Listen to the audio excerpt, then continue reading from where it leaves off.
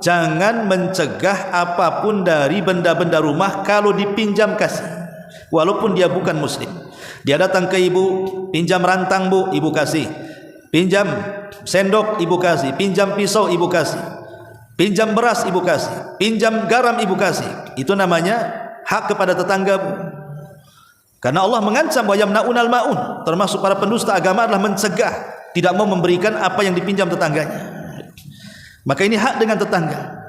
Gambarannya hak bertetangga itu adalah saling menghormati, baik tetangga kita muslim ataupun kafir.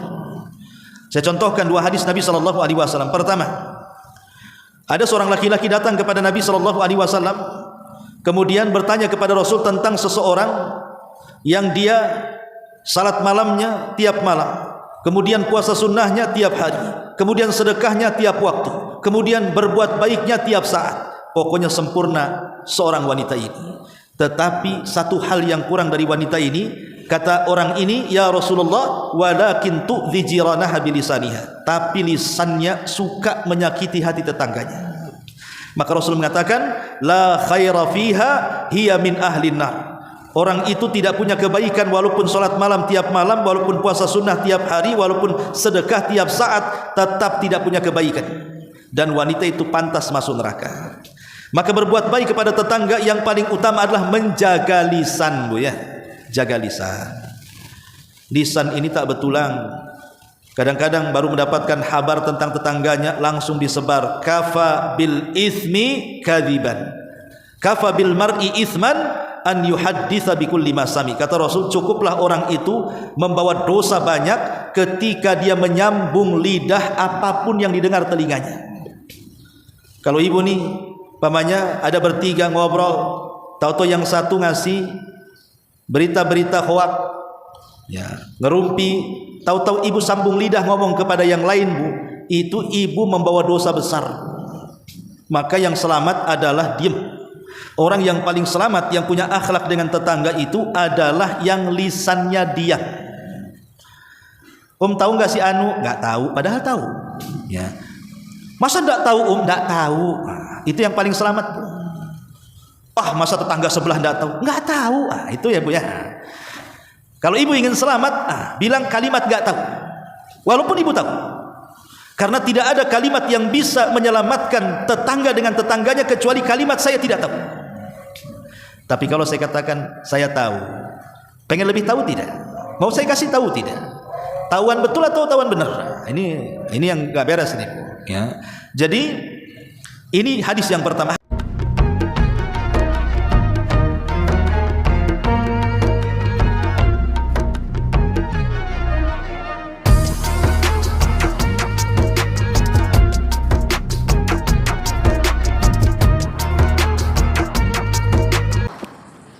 Ya, kita mulai.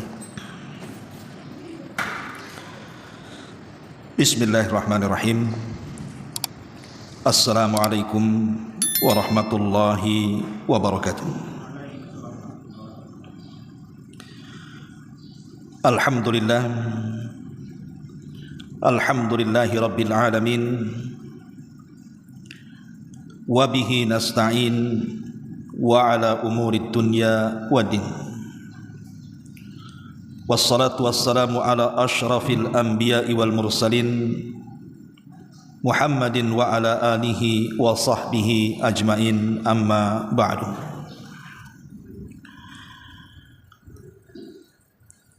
Ma'asyiral muslimat, ibu-ibu yang dimuliakan Allah Subhanahu wa taala, rahimakumullah. Alhamdulillah, di pagi menjelang siang ini,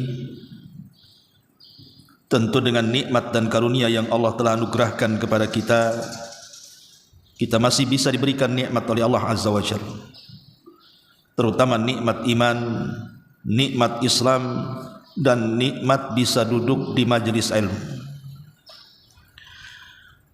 Kemudian salawat dan juga salam untuk keberkahan majelis di pagi menjelang siang ini kita haturkan kepada Rasul kita, qudwah kita dan uswah kita semuanya, Nabi besar Muhammad sallallahu alaihi wa ala alihi wasallam.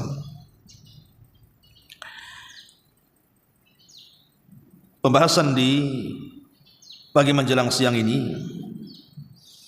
kita akan membahas tentang hukukul asyrah, hak-hak yang 10. Apa saja hak-hak yang harus kita tunaikan dari 10 perkara ini, di mana Allah Subhanahu wa taala merangkum 10 hak ini di dalam firman-Nya surah An-Nisa ayat 36. Ma'asyiral muslimin wal muslimat rahimani wa rahimakumullah. Kita tahu bahwa Islam datang kepada kita dalam rangka menyempurnakan akhlak manusia. Sehingga Nabi SAW mengatakan, innama bu'ithtu liutammima makarimal akhlak. Aku diutus untuk menyempurnakan akhlak manusia.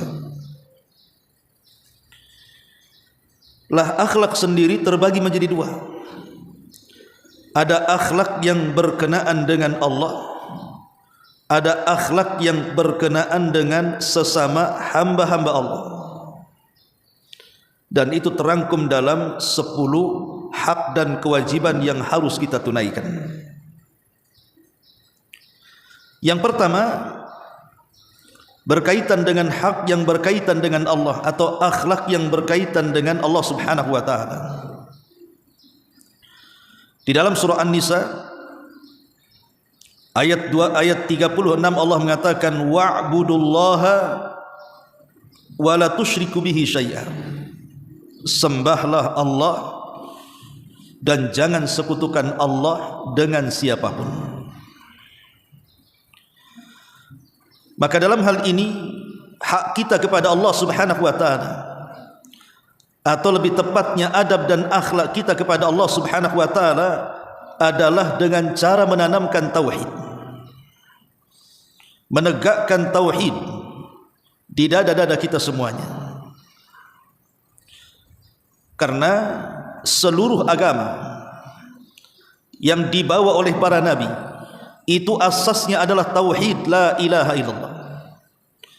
Baik agama yang dibawa Nuh alaihi salatu wassalam, maka Nuh mengajak kaumnya untuk mengesahkan Allah dengan kalimat la ilaha illallah. Kemudian juga kepada Ibrahim juga mengatakan kepada kaumnya agar menanamkan kalimat la ilaha illallah. Begitu juga kepada Nabi Musa alaihi salatu wassalam, Nabi Musa mendakwahkan dakwahnya kepada kaumnya agar mereka mengucapkan kalimat la ilaha illallah. Begitu juga kepada Isa bin Maryam, dan yang terakhir kepada Rasul kita Muhammad sallallahu alaihi wasallam, umirtu an uqatilan nas hatta yashhadu an la ilaha illallah. Aku diperintahkan, kata Rasul, untuk memerangi manusia agar mereka mengucapkan kalimat la ilaha illallah. Itulah kalimatut tauhid. Dari sini Allah Subhanahu wa taala mengatakan, wa laqad ba'atsna fi kulli ummatir rasulan an ibudullaha wajtanibut taghut. Dan sungguh kami telah utus pada tiap-tiap umat ini seorang rasul, di mana tugasnya menyampaikan kepada umatnya, sembahlah Allah dan jauhi sesembahan selain daripada Allah alias taghut. Inilah akhlak pertama kita kepada Allah Subhanahu wa taala, tanamkan tauhid. Hujamkan tauhid dalam dada-dada kita. Sekali la ilaha illallah maka tetap la ilaha illallah. Sekali tauhid maka tetap tauhid. Jangan sampai kemudian tauhid ini bergeser sehingga menjauhkan kita dari sesembahan kepada Allah Subhanahu wa taala. Ma'asyiral muslimat yang dimuliakan Allah Subhanahu wa taala, dan lawan daripada tauhid adalah kekufuran. Dan kufur sendiri terbagi menjadi 3. Macam-macam kufur itu, yang pertama ada yang sifatnya kesyirikan, sifatnya syirik, orangnya musyrik. Ada yang sifatnya nifak, sifatnya nifak, orangnya munafik. dan ada yang sifatnya murtad, orang yang keluar daripada Islam. Tiga kelompok ini adalah kelompok yang melawan tauhid. Manusia kalau sudah terjerumus kepada kesyirikan, maka hilanglah tauhid. Manusia kalau sudah terjerumus kepada kemunafikan, maka tertanggallah tauhid. Manusia kalau sudah terjerumus kepada kemurtatan, maka sama dengan menggerus tauhid. Orang yang terjerumus kepada kesyirikan, dia tidak sedang beradab kepada Allah. Orang yang terjerumus kepada munafik, maka dia tidak sedang berakhlak kepada Allah. Orang yang terjerumus kepada kemurtatan, dia tidak sedang beretika kepada Allah Subhanahu wa ta'ala. Karena tiga-tiganya lawan daripada tauhid. Pertama, kesyirikan. Syirik itu sifatnya orang yang disebut musyrik. Dan syirik itu artinya taswiyatullahi bi ghairillah, menyamakan Allah Subhanahu wa ta'ala dengan selain Allah Subhanahu wa ta'ala. Menyamakan Allah dengan selain Allah. Dia yakin kepada Allah, tapi di sisi lain dia yakin kepada selain Allah Subhanahu wa ta'ala. Itulah syirik. Di zaman Nabi SAW, Nabi SAW diutus kepada umat yang rusak akidahnya, karena mereka menyembah berbagai macam berhala, sampai berhala yang di sekitar Ka'bah saja jumlahnya 360 lebih. Saking banyaknya berhala yang disembah orang-orang musyrik itu. Dikenallah kemudian berhala-berhala orang musyrik itu dengan sebutan Lata, Uzza, Manat, Hubal, Saif, Nailah, dan macam-macam lagi namanya. Nabi diutus kepada mereka orang-orang yang menyembah ini. Dan Nabi SAW selama 13 tahun berusaha menyelamatkan manusia dari penyembahan kepada berhala. Tetapi Allah Subhanahu wa ta'ala belum berikan hidayah kepada penduduk Mekah kecuali sedikit. Baru setelah Nabi hijrah ke Madinah, kemudian menetap 10 tahun di kota Madinah, sebelum wafatnya Nabi SAW kemudian menaklukkan kota Mekah. Disitulah mulai Rasul memberantas kesyirikan satu persatu, sehingga Allah mengatakan ja'al haq wa zahaqal batil innal batila kana zahuqa. Ketika datang kebenaran, tergeruslah kebatilan, karena kebatilan itu pasti akan dikalahkan dengan kebenaran. Akhirnya kemudian penduduk Mekah kembali mentauhidkan Allah. Tidak lagi ada orang yang menyembah Lata, tidak ada orang yang menyembah Uzza, tidak ada lagi orang yang menyembah Manat, dan begitu seterusnya. Maka negeri Mekah menjadi negeri tauhid sejak diutusnya Rasul sampai hari ini. Satu-satunya negeri tauhid itulah negeri Saudi Arabia, khususnya Mekah dan Madinah. Tapi di zaman sekarang saya kira tidak ada orang yang menyembah Lata dan Uzza. Tidak ada yang akan menyembah Manat dan juga Hubal.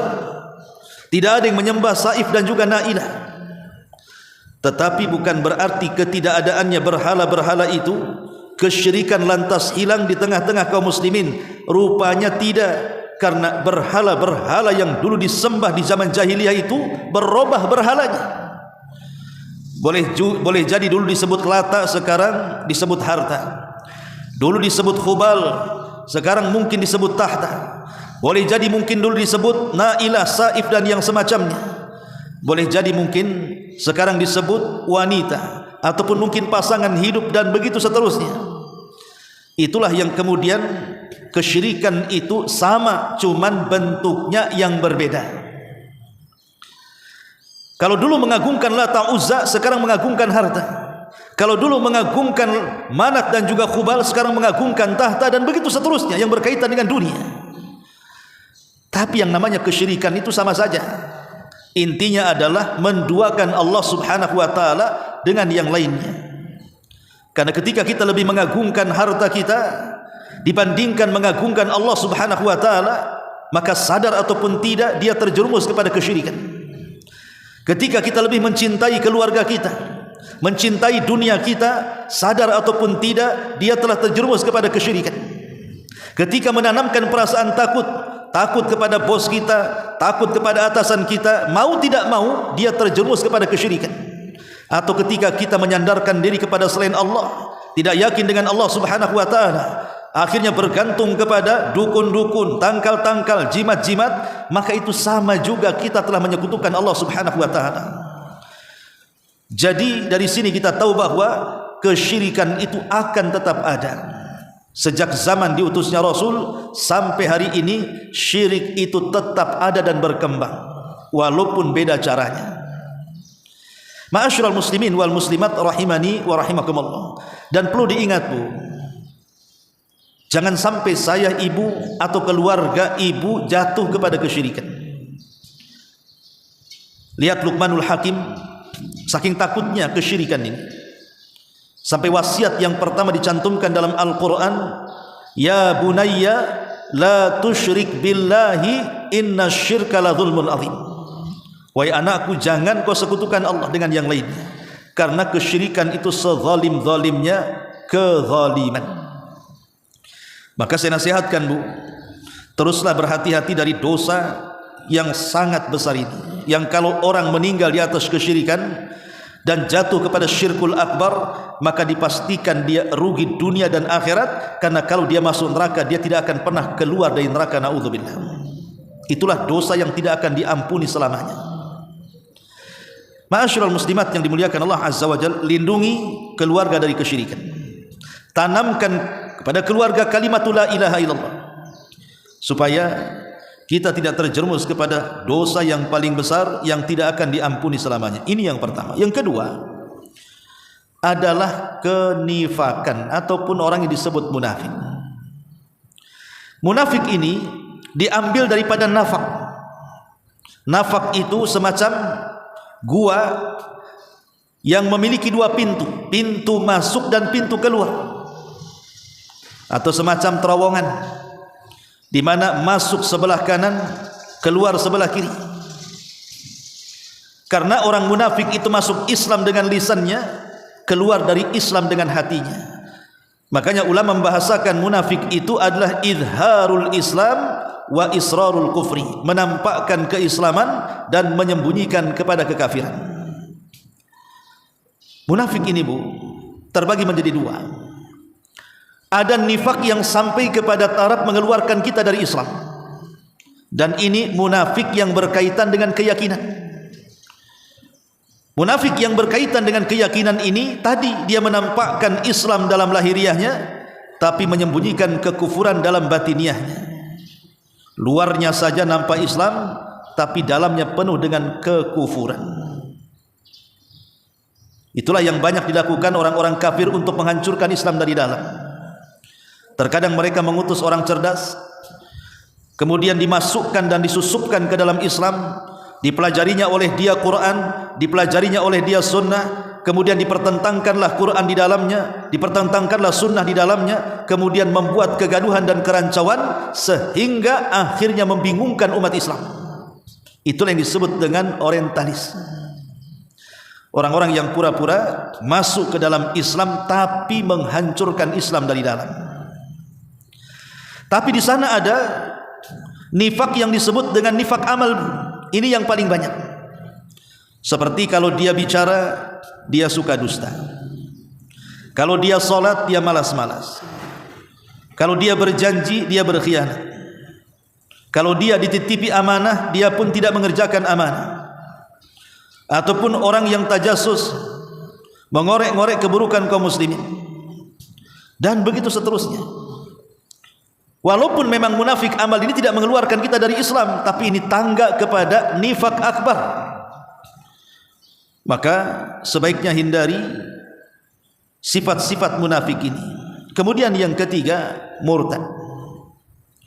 Murtad ini artinya orang yang tadinya Islam, kemudian keluar Islam, masuk kepada agama di luar daripada Islam.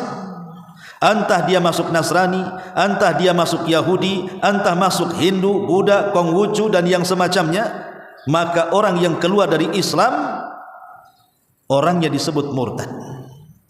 Dan orang murtad ini sangat bahaya sekali, karena bisa melepaskan keimanan dari badannya. Tapi murtad itu bukan hanya sekedar orang yang terang-terangan keluar dari Islam dan merubah KTP, Bu. Terkadang KTP-nya masih Islam, tapi dia tidak sadar kalau dia sudah tidak ada Islam.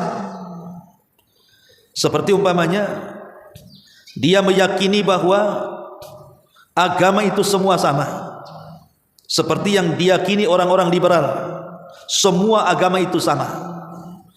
Orang yang mengatakan semua agama sama itu bisa kufur, dia bisa murtad tanpa sadar.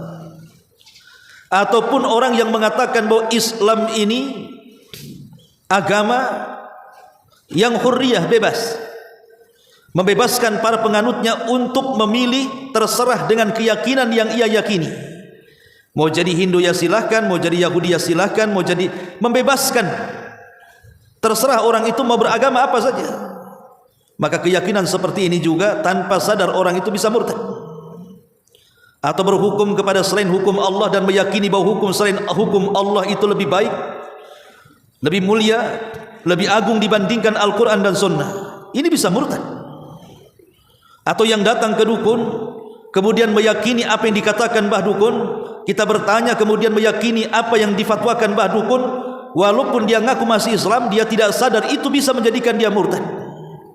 Dan banyak lagi. Jadi murtad itu tidak mesti orang keluar dari Islam secara terang-terangan, maksudnya ya, bisa dengan keyakinan-keyakinan yang sadar ataupun tidak Islamnya telah batal, dengan menghina Al-Quran, dengan menghina Rasulullah, dengan menghina ayat-ayat Allah Subhanahu wa ta'ala, dan begitu seterusnya ya. Ma'asyiral muslimat yang dimuliakan Allah Subhanahu wa ta'ala, inilah 3 jenis kekufuran yang berkaitan dengan akhlak kita kepada Allah Subhanahu wa ta'ala. Maka kalau kita hendak berakhlak kepada Allah, tanamkan tauhid. Tanamkan tauhid, hindari kekufuran. Baik itu kufur kepada Allah Subhanahu wa ta'ala dan mempengaruhi imannya, seperti kesyirikan, kemunafikan dan kemurtadan, ataupun yang kedua yang disebut dengan kufur nikmat. Kufur nikmat tentu lebih bawah dibandingkan kufur sebelumnya. Secara tingkatan kufur nikmat tentu lebih ringan dibandingkan kufur-kufur sebelumnya. Tapi walaupun lebih ringan, kufur nikmat ini bisa menjadi tangga kepada kufur yang lebih besar dibandingkan yang pertama tadi. Lalu apa kufur nikmat itu? Para ulama mengatakan kufur nikmat itu artinya sitru ni'matillahi wa ya'malu bi mukhalafatil mun'im. Sitru ni'matillahi azza wa jal wa ya'malu bi mukhalafatil mun'im. Kata ulama, kufur nikmat itu menutup-nutupi bahwa nikmat itu datang dari Allah, atau melakukan sesuatu dengan nikmat yang Allah anugerahkan itu tidak seperti yang dikehendaki zat pemberi nikmat Allah Subhanahu wa ta'ala. Itu disebut kufur nikmat. Jadi kufur nikmat 2. Pertama, menutup-nutupi nikmat Allah seolah-olah nikmat itu bukan datang dari Allah. Yang kedua, dia melakukan sesuatu dalam rangka menyelisihi dan dengan nikmat itu zat yang sudah memberikan nikmat kepadanya, Allah Subhanahu wa ta'ala. Dua-duanya disebut kufur nikmat. Adapun yang pertama, menutup-nutupi nikmat itu datang dari Allah. Contohnya seperti kisah Qarun. Qarun ini ketika dia sudah kaya, Nabi Musa mengutus seseorang untuk mengambil zakatnya. Datanglah orang ini menghadap Qarun, kemudian mengatakan, wahai Qarun, Nabi Musa mengutusku untuk mengambil bagian zakat hartamu. Tapi kemudian Qarun justru menolak utusan itu dan mengatakan, innama utituhu min ilmin indi. Enak saja kau ambil hartaku. Ini harta hasil jerih payah. Ini harta hasil kecerdasanku. Ini harta hasil keringatku. Dia nasabkan nikmat itu kepada dirinya dan tidak menasabkan nikmat itu kepada Allah Subhanahu wa ta'ala. Dia tutup-tutupi Allah di sini. Dan itu di masyarakat, kata-kata Qarun ini sudah menjadi biasa. Ketika ada orang yang sukses dalam berkarya, sukses dalam bekerja, dia pun menjadi kaya raya. Kemudian kita katakan, dari mana kekayaanmu? Dia tidak mengatakan ini rizki Allah subhanahu wa ta'ala, tapi dia justru mengatakan, dari mana kekayaanmu? Dia mengatakan, ya hasil kerja saya, hasil jerih payah saya, dari pagi sampai malam saya bekerja, inilah hasilnya. Dia menutup-nutupi rizki itu seolah-olah dia yang dapat. Harusnya dia tidak bicara seperti itu. Kalau dia berakhlak dan beradab kepada Allah, ketika ditanya dari mana harta kau dapat, harusnya dia mengatakan ini semua rizki dari Allah subhanahu wa ta'ala. Kalau dia bertanya lagi bagaimana caranya, kita katakan kerja. Jadi kerja itu cara, tapi nikmat itu datang dari Allah subhanahu wa ta'ala. Jangan sampai menutup-nutupi nikmat. Tidak boleh kita menutupi nikmat, karena apapun yang terjadi itu tidak lepas daripada campur tangan Allah kepada kita. Ma'asyiral muslimin wal muslimat rahimakumullah. Maka jangan seperti Qarun, tapi jadilah seperti Nabi Sulaiman. Ketika Nabi Sulaiman diberikan nikmat oleh Allah berupa kekayaan yang melimpah, kerajaan yang luas, diberikan mukjizat yang tidak diberikan kepada para nabi sebelum dan sesudahnya, mampu menundukkan angin, mampu menundukkan kalangan jin, mampu menundukkan hewan dan yang semacamnya. Tapi Nabi Sulaiman tidak pernah sombong seperti sombongnya Firaun, seperti sombongnya Namrud. Justru Nabi Sulaiman mengatakan, hadza min fadli rabbi liyabluwani aashkuru am akfur. Ini semua adalah karunia dari Allah. Allah sengaja menguji aku, kata Sulaiman, dengan karunia yang banyak ini, apakah aku bisa kufur ataukah aku bisa syukur? Lihat, Nabi Sulaiman alaihi salatu wassalam mengajarkan kepada kita bagaimana caranya syukur nikmat. Nasabkan nikmat itu kepada Allah. Jangan menasabkan nikmat itu datang dari kita. Ya wajar saja saya kaya, saya ini loh kuliahnya tinggi, saya sudah doktor, sudah profesor, masa kere. Ya wajar saja saya kaya, saya kan menteri, saya kan pejabat. Ya wajar saja saya kaya, pendidikan saya tinggi sekali, pekerjaan saya mentereng, saya pilot, saya dokter spesialis, saya arsitek. Subhanallah. Kalau bukan karena Allah subhanahu wa ta'ala yang memberikan rezeki kepada kita, itu tidak ada guna titel-titel itu. Karena yang namanya rezeki, yang namanya jodoh, yang namanya maut, itu semua rahasia Allah. Betapa banyak orang-orang yang memiliki kecerdasan tinggi, kalau Allah tidak memberikan rizki, toh hidupnya juga susah belangsak juga. Tapi berapa banyak orang-orang yang tidak tinggi sekolahnya, mungkin pendidikannya juga terbatas, tapi kalau Allah mau memberikan rizki, jadi juga dia orang kaya. Karena rizki itu kuasa Allah subhanahu wa ta'ala. Kita ini hanya disuruh untuk berusaha. Adapun yang memberikan kekayaan kepada kita itu Allah subhanahu wa ta'ala. Karena rahasia kaya itu di tangan Allah, bukan di tangan kita. Maka jangan sampai menutup-nutupi nikmat yang Allah anugerahkan. Nasabkan nikmat itu kepada pemiliknya, Allah subhanahu wa ta'ala. Karena banyak kata-kata di masyarakat ini terkadang tidak sadar itu bagian daripada kufur nikmat. Yang sering saya contohkan, ibu naik motor dari rumah ke Masjid Nidaul Ilmi, kemudian di tengah jalan ada mobil yang hampir menyerempet ibu. Kemudian ibu hampir terjatuh. Kemudian yang dibonceng mengatakan kepada sopirnya, kalau bukan karena kepiawaian anti yang menyetir, tentu kita sudah terpelanting mati, itulah ketabrak lori, katanya. Lah, kok bisa keselamatan dinasabkan kepada sopir? Ini kalimat-kalimat seperti ini bentuk menutup-nutupi nikmat, Bu. Harusnya dia jangan ngomong begitu. Tapi harusnya dia mengatakan, kalau bukan karena Allah, kemudian Umi yang nyetir, yang pandai, yang piawai, tentu kita sudah celaka. Begitu maksudnya. Karena menutup-nutupi nikmat itu bagian daripada kufur nikmat. Atau mengatakan kepada orang, kalau bukan karena bantuanku, kalau bukan karena modal yang aku berikan, kalau bukan karena aku tolong, kamu mungkin sudah jadi gembel di jalan. Kamu sudah mungkin keluar dari Batam, tidak tahan tinggal di sini. Kamu tidak akan berhasil. Nah, ini kan kalimat ini sering kita dengar di masyarakat, seolah-olah keberhasilan seseorang ditentukan oleh kita. Tidak, keberhasilan itu yang menentukan Allah. Kita ini hanya wasilah saja. Maka bahasanya dibetulkan dengan mengatakan kalau bukan karena Allah kemudian bantuanku, begitu maksudnya. Karena beradab sedikit kepada Allah itu penting. Walaupun kita yakin semua datang dari Allah, tapi kita dituntut berakhlak. Kita ngomong dengan manusia saja asal-asalan tersinggung, apalagi bicara tentang nikmat Allah Subhanahu wa taala. Ini yang pertama. Namanya sitru ni'amillahi azza wajalla. Bagian daripada kufur nikmat itu menutup-nutupi nikmat, tidak dinasabkan kepada yang memberikan nikmat. Yang kedua, wa ya'mal bi mukhalafatil mun'im. Dia melakukan sesuatu dengan nikmat yang Allah anugerahkan itu untuk menyelisihi zat yang telah memberikan nikmat kepadanya. Diberi mata oleh Allah Azza wa Jalla, tidak bersyukur, malah dilihatkan kepada yang diharamkan. Diberi telinga oleh Allah, tidak bersyukur, malah diperdengarkan kepada perkara-perkara yang memiliki dosa seperti ghibah, namimah dan yang semacamnya.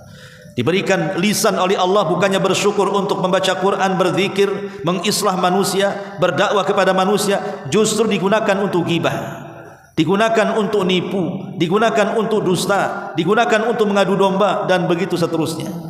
Diberikan nikmat tangan, diberikan nikmat kaki yang harusnya dilangkahkan ke tempat-tempat yang sekiranya di situ ada pahala, melangkah ke majelis ta'lim, melangkah ke masjid, melangkah ke tempat-tempat untuk bersilaturahim, malah dilangkahkan untuk bermaksiat kepada Allah Azza wa Jalla.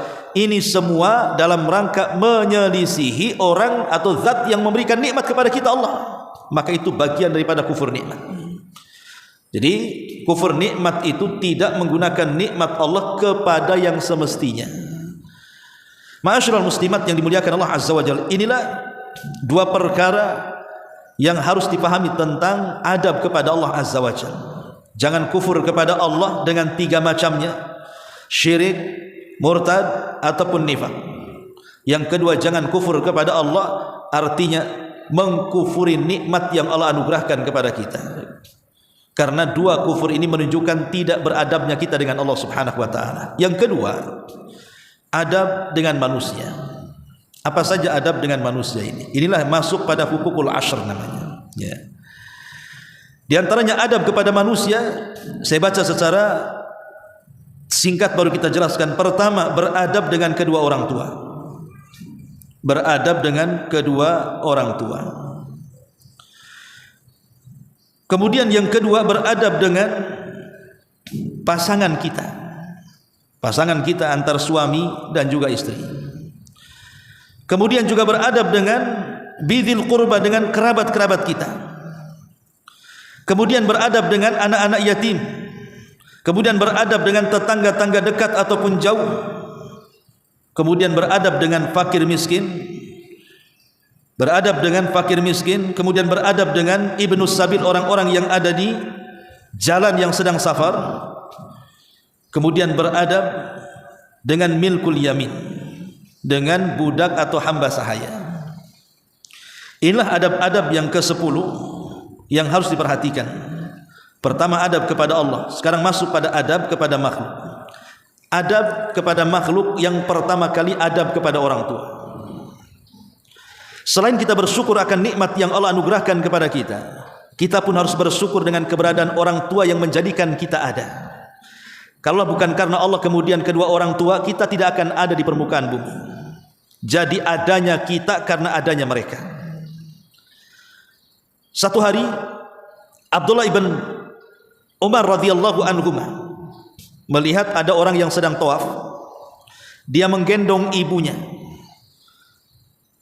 Kemudian setelah tawaf 7 putaran, dengan lelah letihnya dia gendong ibunya sampai selesai dalam manasik haji. Dia datang kepada Ibnu Umar radhiyallahu anhu dan mengatakan, "Wahai Ibnu Umar, apakah kebaikan diriku kepada kedua orang tuaku yang sudah kuhajikan dengan cara ku gendong dari awal manasik haji sampai selesai haji? Apakah ini cukup berbuat baikku kepada kedua orang tuaku?" Maka Ibnu Umar radhiyallahu anhu mengatakan, "Belum, bahkan satu hentakan nafas ibumu saat melahirkanmu itu belum tertebus dengan perbuatan." Subhanallah. Satu hentakan nafas seorang ibu melahirkan kita itu tidak bisa ditebus dengan kebaikan kita kepada ibu kita dengan cara menghajikan kedua orang tua kita dengan menggendongnya. Menggendong semen saja itu sudah lelah. Ini yang digendong lebih berat dibandingkan semen. Mulai dari tanggal 8 Dzulhijjah sampai tanggal 13 hari tasyrik, dia harus melakukan sa'i, dia harus melakukan tawaf, dia harus melakukan lempar jumrah, mabit di Muzdalifah, lempar di Mina, dan begitu seterusnya dari awal sampai akhir. Lelah letih, tetapi Ibnu Umar mengatakan kebaikan itu belum ada apa-apanya dibandingkan satu hentakan nafas seorang ibu melahirkan anaknya. Saking besarnya hak kita kepada orang tua. Ya. Ma'asyiral muslimat yang dimuliakan Allah Subhanahu wa taala.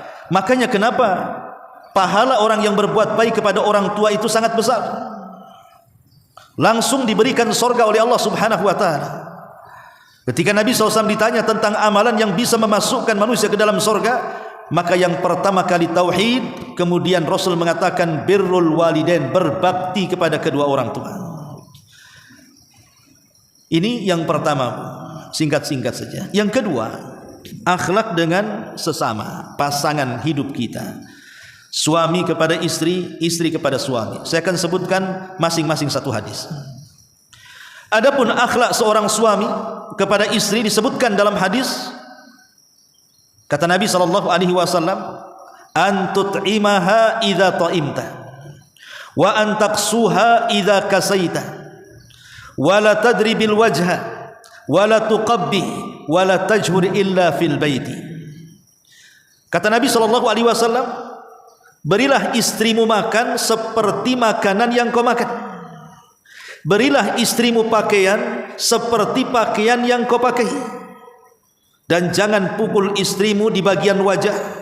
Dan jangan memburuk-burukkan istrimu. Dan jangan mengeluarkan istrimu dalam kondisi berselisih kecuali tetap berada di rumahnya. Di sini Nabi menyebutkan 5 perkara kewajiban suami kepada istri. Pertama, memberi makan sebagaimana yang suami makan. Maka zalim seorang suami kalau memberi makan istrinya tidak lebih lezat dibandingkan makanan yang ia makan. Suami hanya ngasih per bulannya 500.000. Itu tuh 1 bulan tuh. Dibagi 30 hari, ya dapatnya 3 teh, tahu tempe, teh satunya apa tuh? Toge. Nah itulah 3 teh ya. Tapi kalau dia pulang dari kerja, mampir pula dia ke nasi padang, istri tak tahu. Atau ngajak kawannya ditraktir pula lah di mana itu? Warteg ya. Lauknya pula lebih lezat dibandingkan yang dimakan istrinya. Zalim. Suami yang seperti ini zalim. Ataupun yang kedua, memberi pakaian suami pula lebih mahal dibandingkan pakaian istri. Kalau suaminya mereknya branded, semua di atas 1 juta atau pakaiannya, istri pula kemudian diberi pakaian yang biasa-biasa saja, yang harganya 100.000 dapat 5. Jadi kan 10 ribuan, bisalah ambil di luar tuh. Lah ini tidak boleh seperti itu, zalim suami kayak gitu tuh. Karena harus memberikan pakaian sesuai dengan pakaian yang dipakai. Ini yang kedua. Yang ketiga, wala tadribil wajha, tidak boleh memukul wajah. Tidak boleh memukul wajah. Karena wajah itu bagian yang paling mahal bagi seorang wanita. Ratusan juta uang ibu itu terpasang di wajah. Gara-gara wajah itulah keluar macam-macam kosmetik yang harganya itu tidak murah kan. Gara-gara wajah setiap hari uang suami berkurang untuk perawatan mata, perawatan halis. Bayangkan, bulu mata, terus bulu-bulunya pun diperhatikan. Itu belum pipinya, belum lehernya, belum telinganya, belum rambutnya. Makanya itu wajah itu tempat yang sangat berharga. Jarang seorang ibu kalau ngaca itu kakinya dulu kan. Ibu kalau ngaca kakinya dulu apa? Tangannya. Pasti wajahnya dulu. Tengokin ada jerawat tidak. Kalau sudah ada jerawat satu, stresnya 1 bulan tuh. Gimana ngilanginnya? Karena wajah bagi seorang wanita itu berharga. Lah tempat yang sangat berharga tiba-tiba dihinakan dengan pukulan suami. Apa itu tidak sebuah penghinaan? Makanya Rasul mengatakan jangan pukul wajah. Kalaupun harus memukul, cari areal selain wajah, entah pahanya, entah betisnya, kan itu. Dan itu pun tidak berbekas dan tidak boleh menyakiti dan menyiksa. Kemudian yang ketiga, yang keempat, wala tuqabbih, tidak boleh memburuk-burukkan. Karena terkadang ada seorang suami itu yang ketika bermasalah dengan istrinya, maka tidak ada bedanya dia dengan wanita. Dicaci maki istrinya, dicaci maki keluarganya. Nah, ini juga suami yang tidak beradab. Dan yang terakhir, wala tahjur illal fil bait. Kalau ada masalah jangan ngusir. Ada suami bermasalah dengan istrinya, diusir istrinya, pulang kau ke rumah orang tuamu. Bahkan saya pernah melihat ada orang rumah tangga bermasalah, Bu. Suaminya langsung beli koper di pasar, langsung dimasukkan pakaian istrinya, dilempar langsung ke teras. Pergi kau dari sini, gitu. Nggak boleh, Bu. Ya, ini suami yang tidak berakhlak. Ini contoh hadis. Ya banyak lagi kewajiban suami kepada sini, satu hadis saja karena waktu. Kemudian yang kedua, akhlak istri kepada suami. Saya sebutkan satu hadis juga. Nabi SAW mengatakan dari Muawiyah ibn Haidah radhiyallahu anhu, ketika seorang sahabat datang kepada Rasul, apa kewajiban kami istri-istri kami kepada suami itu? Maka Rasul mengatakan, idza nadhara ilaiha sarrathu. Pertama, kalau suami memandang istrinya, menyenangkan suaminya. Kalau suami memandang istrinya, menyenangkan hati suaminya. Betapa banyak suami yang sakit hatinya ketika istri memasang wajah yang tidak disukai suaminya. Maka pasanglah wajah yang jangan sampai menyakiti hati suaminya. Apalagi suami lagi lelah, letih bekerja gitu ya, yang pulang ke rumah itu supaya kelelahan itu hilang dengan dihiburnya oleh pasangan rumahnya. Tapi betapa banyak suami yang pulang ke rumah bukan hilang penatnya, bertambah-tambah capeknya. Kenapa? Karena sudah lihat iblis di kantor, lihat setan pula di rumah. Jadinya kan penat, Bu. Maka jadilah Khadijah. Ketika Rasul ada masalah, kemudian Rasul memanggil-manggil Khadijah dan mengatakan, zammiluni, zammiluni, selimuti aku, selimuti aku. Maka Khadijah pun menghibur hati Rasul, menyelimutinya, kemudian mengatakan, wallahi la yuhzikallahu abada. Demi Allah, engkau tidak akan dihinakan sama sekali. Kemudian dihibur, engkau orang baik, engkau orang ini, engkau orang itu, dan begitu seterusnya. Idza nadhara ilaiha sarrathu. Termasuk juga sarrathu adalah dengan menjaga penampilan, menjaga gaya, ya, menjaga pelayanan. Macam mana suami supaya jangan sampai tidak suka dengan saya. Ini yang pertama. Kemudian yang kedua, wa idza amaraha ata'athu. Apabila suami memerintahkannya, dia pun taat. Kalau suami memerintahkan sesuatu, maka langsung taat. Jangan suami bilang A, ibu pula bilang B. Suami bilang B, ibu pula C. Suami bilang ke barat, ibu pula ke timur. Maka tidak boleh setelah mentaati perintah Allah, maka ada kewajiban ibu mentaati perintah suami. Kemudian yang ketiga, kata Nabi SAW, wa in aqsama biha abarathu. Kalau suami bersumpah melarang sesuatu, maka harus ditaati larangannya. Kata suami, jangan pergi, ya diam di rumah. Jangan pergi, malah pergi. Jangan bergaul dengan si Anu, ya sudah, nggak usah bergaul dengan si Anu. Malah bergaul dengan si Anu. Jangan main HP, kata suami. Ya udah, taruh HP-nya. Malah sembunyi di kamar mandi main HP. Nah, ini istri yang tidak taat nih dengan suami kayak gini nih. Jadi ciri-ciri istri yang taat itu, kalau suami melarang sesuatu, maka dia berhenti dari larangan itu. Jangan begini, ya jangan begini. Jangan begitu, ya jangan begitu. Kemudian yang keempat, kata Nabi SAW, wa in ghaba anha hafizat fi malihi wa nafsiha. Ketika suami tidak ada, kata Rasul, entah safar, entah kerja, entah kemana, maka jaga kehormatannya. Dia ada suami, jangan memasukkan orang yang tidak disukai suami. Jaga harta suami, jangan dihambur-hamburkan. Mumpung suami tidak ada, akhirnya kemudian dihambur-hamburkan hartanya. Maka ini juga bukan bagian adab seorang istri kepada suami. Ini contoh dua hadis tentang hubungan suami istri. Kemudian yang ketiga, Di antara adab yang diajarkan Nabi SAW adalah adab dengan tetangga. Tetangga ini Bu terbagi menjadi 3. Ada tetangga yang sekaligus dia kerabat. Yang kedua ada tetangga tapi dia bukan kerabat. Ada tetangga itu, pertama ya saya ulangi, ada tetangga, dia tetangga kita, dia kerabat kita dan agamanya Islam. Yang kedua ada tetangga, dia tetangga kita, agamanya Islam tapi bukan kerabat kita. Kemudian yang ketiga ada tetangga, dia tetangga kita, dia bukan kerabat kita dan dia bukan muslim. Ini beda perlakuannya Bu. Pertama, kalau kita punya tetangga plus kerabat plus juga muslim, maka dia punya 3 hak. Pertama hak bertetangga, yang kedua hak berkerabat dan hak seorang muslim.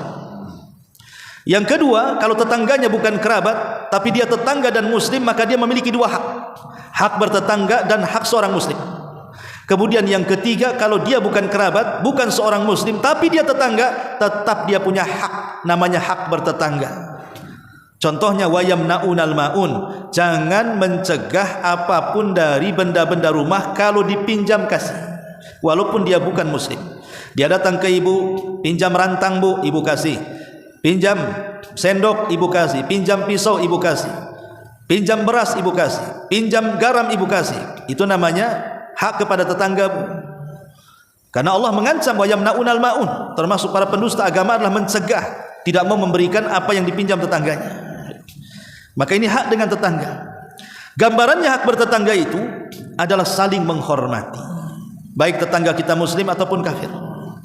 Saya contohkan 2 hadis Nabi SAW. Pertama, ada seorang laki-laki datang kepada Nabi SAW, kemudian bertanya kepada Rasul tentang seseorang yang dia salat malamnya tiap malam, kemudian puasa sunnahnya tiap hari, kemudian sedekahnya tiap waktu, kemudian berbuat baiknya tiap saat. Pokoknya sempurna seorang wanita ini. Tetapi satu hal yang kurang dari wanita ini, kata orang ini, ya Rasulullah, walakin tu'dhi jiranaha bilisaniha, tapi lisannya suka menyakiti hati tetangganya. Maka Rasul mengatakan, la khaira fiha hiya min ahlin nar. Orang itu tidak punya kebaikan walaupun salat malam tiap malam, walaupun puasa sunnah tiap hari, walaupun sedekah tiap saat, tetap tidak punya kebaikan. Dan wanita itu pantas masuk neraka. Maka berbuat baik kepada tetangga yang paling utama adalah menjaga lisan Bu ya. Jaga lisan. Lisan ini tak betulang. Kadang-kadang baru mendapatkan kabar tentang tetangganya langsung disebar. Kafa bil ithmi kadiban. Kafa bil mar'i ithman an yuhadditsa bikulli ma sami. Kata Rasul, cukuplah orang itu membawa dosa banyak ketika dia menyambung lidah apapun yang didengar telinganya. Kalau ibu nih pamannya ada bertiga ngobrol, tahu-tahu yang satu ngasih berita-berita hoak, ya, ngerumpi, tahu-tahu ibu sambung lidah ngomong kepada yang lain Bu, itu ibu membawa dosa besar. Maka yang selamat adalah diam. Orang yang paling selamat, yang punya akhlak dengan tetangga itu adalah yang lisannya diam. Tahu nggak si Anu? Nggak tahu, padahal tahu. Ya. Masa nggak tahu Nggak tahu. Itu yang paling selamat Bu. Masa tetangga sebelah nggak tahu? Nggak tahu. Itu ya Bu ya. Kalau ibu ingin selamat, bilang kalimat nggak tahu, walaupun ibu tahu. Karena tidak ada kalimat yang bisa menyelamatkan tetangga dengan tetangganya kecuali kalimat saya tidak tahu. Tapi kalau saya katakan saya tahu, pengen lebih tahu tidak? Mau saya kasih tahu tidak? Tahuan betul atau tahuan benar? Ini yang nggak beres ini Bu. Ya. Jadi ini hadis yang pertama. Hadis yang kedua, Nabi SAW mengatakan dalam hadis Abi Dzar radhiyallahu an, kata Nabi SAW, idza tabakhta maraqatan faqsir ma'aha wa ta'ahad jiranaka. Kalau engkau masak sebuah masakan, perbanyak kuahnya kata Rasul, kemudian bagi-bagi tetanggamu. Kalau engkau masak sebuah masakan, perbanyak kuahnya supaya jadi banyak, kemudian bagi-bagi tetanggamu. Hadis ini sebenarnya bukan bicara ngasihnya Bu, karena terkadang yang kita kasih kepada tetangga itu rupanya lauk di tetangga lebih enak daripada lauk yang kita kasih Bu. Bukan itu maksudnya hadis ini. Hadis ini maksudnya ditinjau dari akhlak. Kadang-kadang tetangga ini kalau kita mengasih sesuatu walaupun mungkin yang dikasih itu tidak berharga bagi dia, tetapi dengan memberikan sesuatu kepada kita bentuk hadiah itu bagian akhlak yang berkesan dalam hidup bertetangga. Nggak apa-apa bu, ibu masak sop nih, ayamnya mungkin 1 ruas jari, tapi airnya setengah ember, kasih kaldu banyak-banyak. Kemudian berikan kepada tetangganya. Ini contoh saja. Ya tapi jangan bakhil juga bu. Atau manas-manasi tetangga. Tahu tetangga ini orang susah, ibu masak ikan asin pula lah, 7 meter 8 meter kecium baunya, tapi tak mau ngasih. Nah, itu kan namanya manas-manasi bu. Ya, kalau masak itu sampai kecium tetangganya, kasihlah tetangga itu supaya nggak penasaran. Jangan sampai ngintip masak apanya orang ini. Nah ini, tapi yang jelas bahwa hadis ini mengajarkan kepada kita tentang apa? Tentang saling memberikan hadiah. Alangkah indahnya sebuah perumahan itu kalau saling berikan hadiah, saling tukaran lauk. Si Anu, Umi Anu kemarin ngasih itu kepala ikan, nah sekarang saya kasih kepala ayam.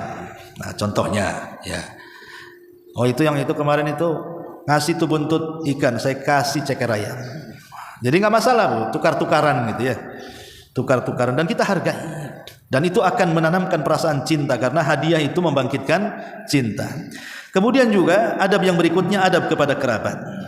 Adab kepada kerabat ya tentu lebih dekat, lebih didahulukan dibandingkan adab kepada tetangga. Harus lebih lagi. Ya. Kemudian di sana ada adab kepada fakir miskin, kepada anak-anak yatim, kepada ibnu sabil, kepada budak-budak dan begitu seterusnya yang tidak mungkin kita jelaskan karena waktu juga. Inilah di antara pentingnya kita menanamkan akhlak dalam kehidupan kita, baik akhlak kepada Allah ataupun akhlak kepada sesama. Wallahu a'lam bishawab. Mudah-mudahan ada manfaatnya. Kalau ada yang bertanya silakan. Kalau tidak ada kita tutup.